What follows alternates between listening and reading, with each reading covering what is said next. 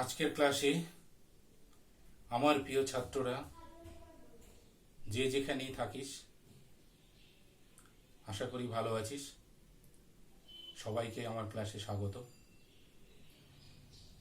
আমরা ক্ষেত্রফল সংক্রান্ত উপপাদ্যের 25 নম্বর উপপাদ্য পর্যন্ত এর আগে করেছিলাম। আজ আমরা 26 নম্বর উপপাদ্য দেখব।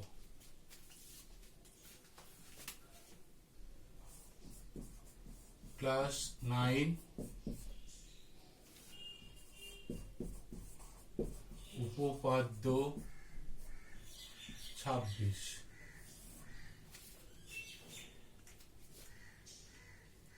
নবম শ্রেণীর 26 নম্বর উপপাদ্য। প্রত্যেকে বই বের কর, বই বের করে দেখ যে স্টেটমেন্টে কি বলেছে। এখানে স্টেটমেন্টে বলছে, দেখ,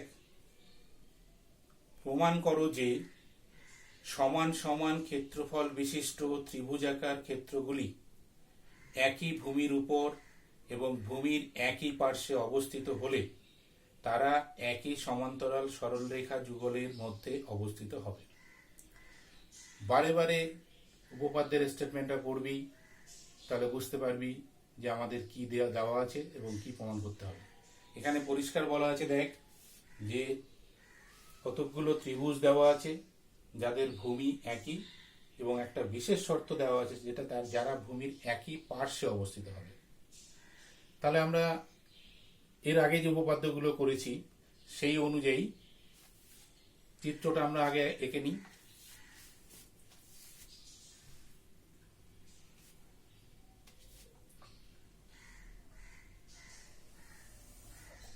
অর্থাৎ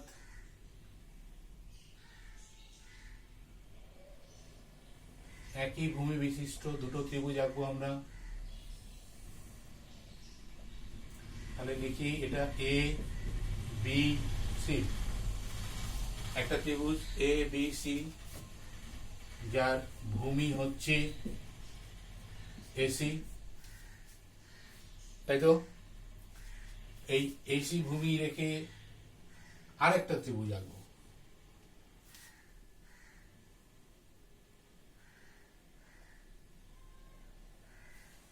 অর্থাৎ ভূমি একই হবে, ত্রিভুজ ভিন্ন হবে।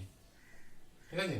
তাহলে এ বি সি ত্রিভুজ, ভূমি এ বি এসি, আবার এ, এটা ডি নাম দিই।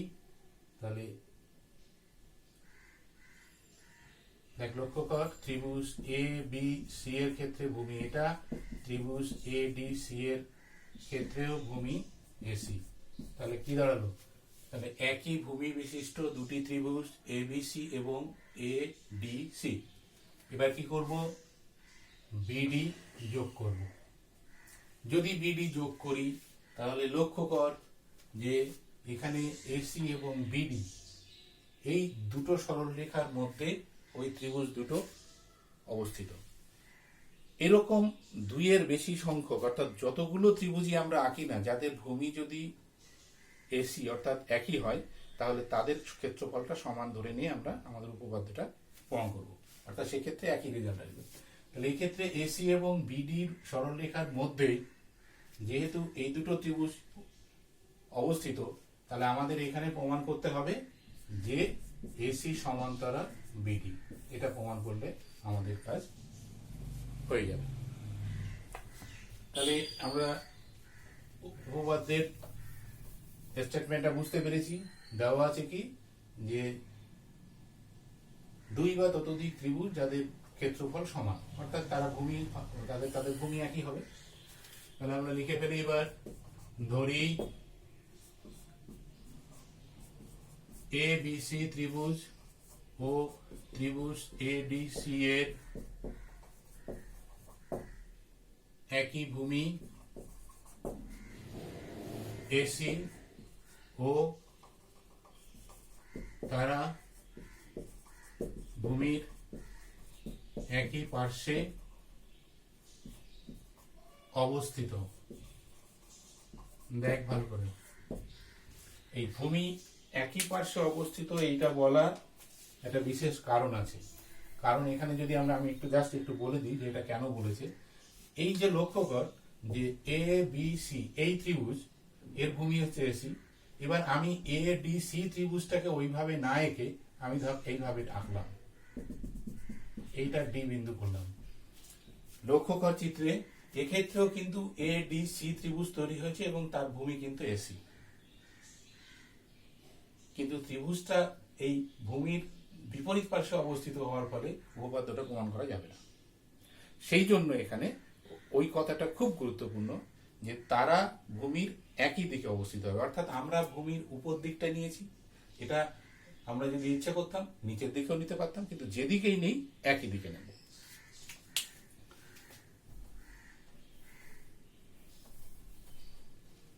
আর এখানে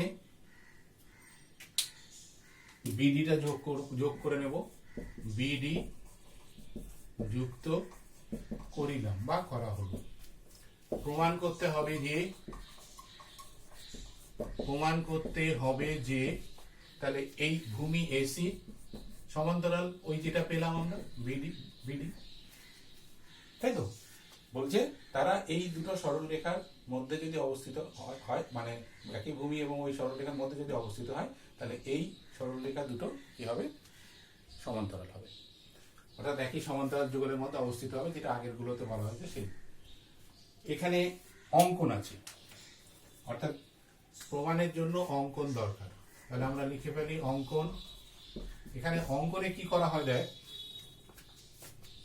ত্রিভুজ এ বি সি এর ক্ষেত্রে শীর্ষবিন্দু হচ্ছে বি, এই বি থেকে ভূমির উপরে একটা লম্ব আঁকা হয়। সেটা কেমন হবে দেখ, তাহলে বি থেকে যদি আমরা ভূমির উপর লম্ব আঁকি, মনে কর এটা বিপি, তাহলে কি দাঁড়ালো? আমরা একটা রাফ ওয়ার্ক এখানে লিখছি, এ বি সি ত্রিভুজের ক্ষেত্রে তাহলে বিপি লম্ব এসি, এটা অঙ্কন করলাম আমরা। এটা লিখে ফেলি আমরা, তাহলে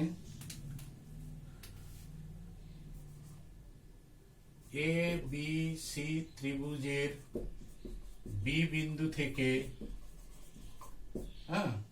বি বিন্দু থেকে এসি এর উপর বিপি লম্ব অঙ্কন করিলাম। এছাড়া ওই একই রকম ভাবে বি বিন্দু থেকে, অর্থাৎ দেখ ত্রিভুজ এ ডি সি এর ক্ষেত্রে ডি বিন্দু থেকে, অর্থাৎ ডি কিউ লম্ব হবে এসি। এক্ষেত্রে ডি কিউ লম্ব এসি করতে গেলে দেখ হচ্ছে না, কারণ এই বাইরে যাচ্ছে, অর্থাৎ লম্বটা এরকম আসছে। তাহলে ডি বিন্দু থেকে আমরা লম্ব আঁকবো, সেই লম্বটা এরকম আসবে, এটা কিউ। তাহলে কি দাঁড়াবে? অর্থাৎ বর্ধিত এসির উপর লম্ব। এছাড়া ত্রিভুজ এ ডি সি এর ডি বিন্দু থেকে কি আছে না বর্ধিত, এখানে সরাসরি হচ্ছে না, বর্ধিত এসি এর উপর ডি কিউ লম্ব অঙ্কন করিলাম। দেখ লক্ষ্য কর, দুটো অঙ্কন আছে। এ বি সি ত্রিভুজের ক্ষেত্রে একটা অঙ্কন করেছি কি না, শীর্ষবিন্দু বি থেকে ভূমি এসি এর উপরে বি কিউ লম্ব। আবার এ ডি সি ত্রিভুজের ক্ষেত্রে ডি বিন্দু থেকে ডি কিউ লম্ব, সেটা বর্ধিত এসি এর উপর। তাহলে এই দুটো লম্ব আঁকলাম। এইবার দেখ, এইবার প্রমাণের ক্ষেত্রে একটা অদ্ভুত ঘটনা ঘটেছে, এটা অঙ্কন করার ফলে, অর্থাৎ এখানে আমাদের কাজটা অনেক সহজ হয়ে গেছে। প্রমাণে কি আছে না, বলছে যে এ বি সি ত্রিভুজটা কনসিডার করে, আমরা এটা রাখো একটা ডান দিক করছি, ত্রিভুজ এ বি সিটাকে যদি কনসিডার করি, এর ক্ষেত্রে ভূমি হচ্ছে এসি, লম্ব হচ্ছে তোর বিপি। এই বিপিটা লম্ব আসলে কি?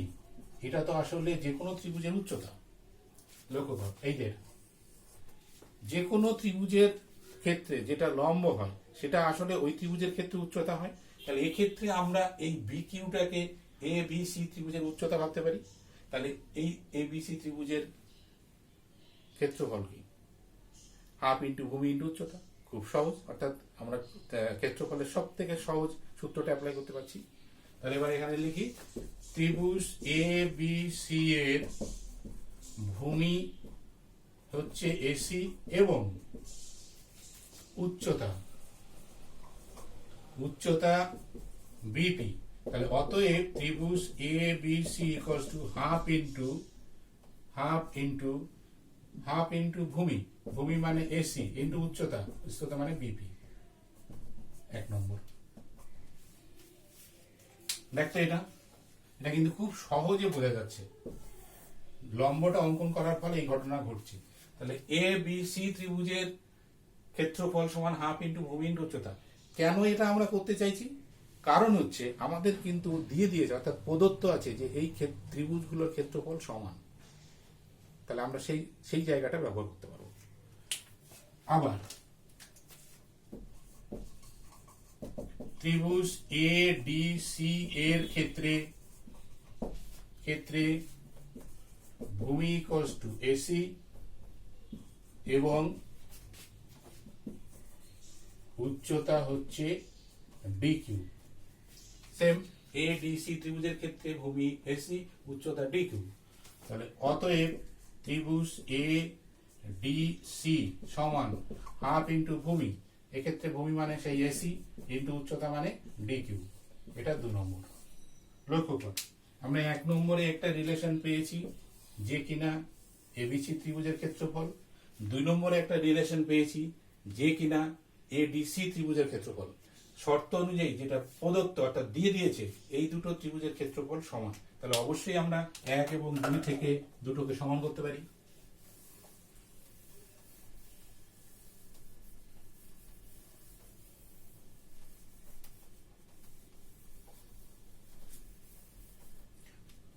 উপরে লিখছি এখান থেকে, হ্যাঁ। তাহলে 1 প্রদত্ত শর্তানুসারে, অর্থাৎ এটা দিয়ে দিয়েছে 1 ও 2 থেকে পাই, 1 ও 2 থেকে পাই, অর্থাৎ এই ত্রিভুজের ক্ষেত্রফল আর এই ত্রিভুজ, অর্থাৎ ত্রিভুজ এ বি সি সমান ত্রিভুজ A D C. This implies half into AC into BP, half into AC into DQ. This implies BP equals to DQ. 3 নম্বর। একটা মজার জিনিস প্রমাণ হলো, দেখ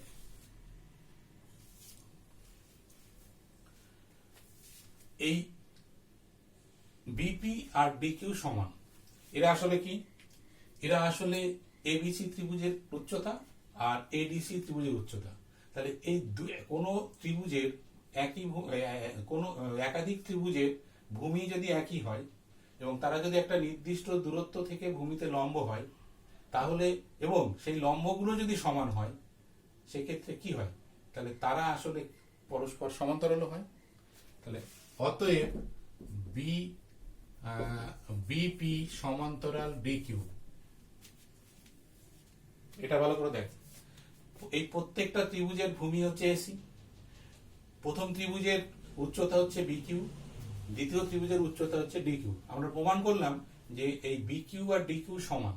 তাহলে এরা যদি একই ভূমিতে কোনো একটা নির্দিষ্ট বিন্দু, মানে প্রথমটা বি বিন্দু থেকে প্রত্যেকটা পরেরটা ডি বিন্দু থেকে যদি লম্ব হয় বা উচ্চতা হয়, লম্ব হয়, তাহলে সেই লম্ব যদি সমান হয়, তাহলে অবশ্যই তারা কি হয়, যে বিন্দুগুলো থেকে এসছে সেই বিন্দুগুলো একই সরলরেখায় অবস্থিত, অর্থাৎ তাদের মধ্যে সমান্তরাল সম্পর্ক রয়েছে। তাহলে অবশ্যই আমরা লিখতে পারি বিপি সমান্তরাল হচ্ছে ডিকিউ। যদি তাই হয় তাহলে এরা কি আছে? অতএব বিপি কিউডি, বিপি কিউডি আসলে কি? একটি সামান্তরিক, কারণ এক জোড়া বিপরীত বাহু সমান্তরাল। সামান্তরিক, যদি ওরা সামান্তরিক হয় সেক্ষেত্রে সামান্তরিকের বিপরীত বাহু কি হবে? সমান্তরাল হবে। বিপরীত বাহু কোনটা? পিকিউ আর বিডি। তার মানে দিস এমপ্লয়িজ বিডি সমান্তরাল পি কিউ। এই পি কিউ আসলে এসি আছে, কারণ এ পি সি কিউ এরা একই সরলরেখা অবস্থিত। অতএব আমরা লিখতে পারি বিডি সমান্তরাল হচ্ছে এসি,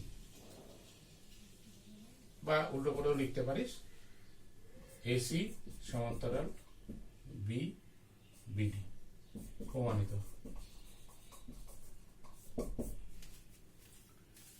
ক্ষেত্রফল সংক্রান্ত উপপাদ্যে কটাই উপপাদ্য ছিল, তো এগুলো আমরা মোটামুটি শেষ করলাম। তোরা যেগুলো করবি আমি কতগুলো প্রয়োগ দিয়ে দিচ্ছি, যেগুলো বাড়িতে দেখে নিবি, পড়ে নিবি। যেহেতু এগুলো ডাইরেক্ট উপপাদ্য হলো, তাহলে প্রয়োগগুলো পারবি করতে।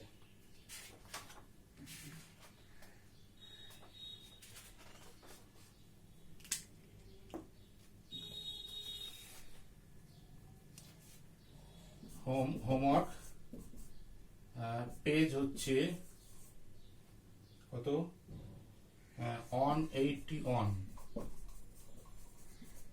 প্রয়োগ 4, পেজ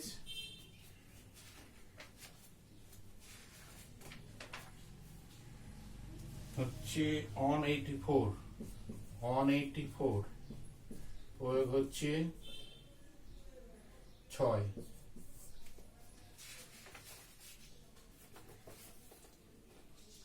পেজ 191, প্রয়োগ হচ্ছে 17। এগুলো তোরা দেখে নিবি। তাহলে আজকে এই পর্যন্তই থাকছে।